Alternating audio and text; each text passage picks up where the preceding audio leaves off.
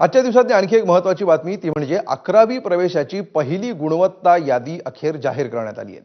30 जूनला जाहीर होणारी पहिली गुणवत्ता यादी आजच शिक्षण संचालनालयाकडून जारी करण्यात आली आहे. गेल्या 1.5 महिन्यापासून 10वी उत्तीर्ण विद्यार्थी 11वी प्रवेशाची वाट पाहत होते.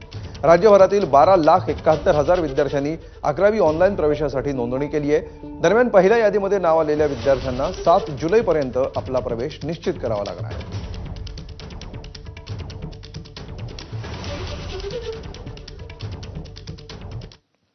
दरम्यान 11वीची यादी जाहीर करण्याच्या मागणीसाठी ठाकरेंच्या शिवसेनेचे आमदार आदित्य ठाकरेंनी आज पत्रकार परिषद घेतली.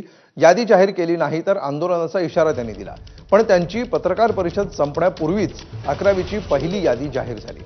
यानंतर आदित्य ठाकरेंनी काय प्रतिक्रिया दिली बघूया. एक सत्य आहे की आम्ही आंदोलनाचा इशारा दिला आणि आज पत्रकार परिषद त्यांची पण झाली, यादी आली. मग ते थांबले कशासाठी होते? आणि दुसरी गोष्ट म्हणजे आता पुढचा टप्पा कधी येणार, दुसरी यादी कधी येणार आणि ह्याच्यात घोळ नसावा ही इच्छा आहे. तरी देखील आम्ही जे अकार्यक्षम मंत्री आहेत, दादा भुसे जे कृषी मंत्री म्हणून फेलियर होते, जे MSRDC मंत्री म्हणून फेलियर आहेत, शिक्षण मंत्री म्हणून फेलियर आहेत, त्यांचा राजीनामा कोalition धर्म जरी पाळायचा असेल, कारण ठीक आहे आम्ही आधी पण पाहिले कोalition धर्माबद्दल भाजपने आम्हीच आरडाओरडा करायचो, पण आता फडणवीस साहेबांवरच ही वेळ येईल कोalition धर्माची, हे कधी आम्ही पाहिलं नव्हतं. त्यांचा राजीनामा घेणं गरजेचं, अनिवार्य, सक्तीचं आहे.